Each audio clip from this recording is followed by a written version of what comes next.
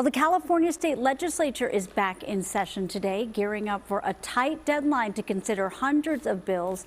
And today there was a big shakeup in leadership for Assembly Republicans. Political reporter Darielle Fair joining us now live with more on the new Assembly Minority Leader, as well as some of the issues that really were top of mind for lawmakers at the Capitol. Darielle.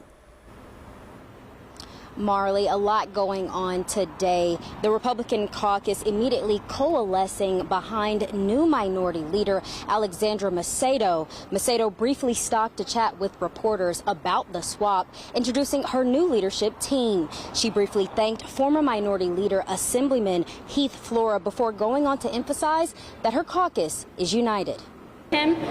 This came about because I truly do believe that new energy, new excitement is what is needed to engage a new voting base that has felt left behind by Sacramento. Some members of the GOP caucus, however, did push back on Macedo's claims. In a press release, Republican Assemblyman Juan Elenis said that her claims, quote, did not reflect the reality of the vote that took place, and that a significant number of caucus members opposed the leadership change. When asked what prompted the change in leadership, changes happen. That's commonplace throughout the time here. When a majority of the caucus feels like new leadership is necessary and the votes are there, that's when these changes happen. Like I said, we all continue to support Mr. Flora. I look forward to earning the trust and respect for those that did not approve of this leadership change, but what I can promise you is that they will have my absolute commitment to not only continuing to work hard, but to earn their vote in the future. Macedo and members of the Republican caucus have announced plans today to center in on California's affordability crisis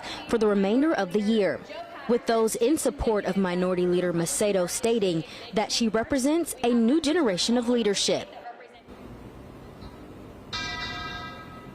Now, the Assembly and Senate will have about 30 days to take action on a slew of bills ahead of that August 31st deadline to have them on Governor Gavin Newsom's desk.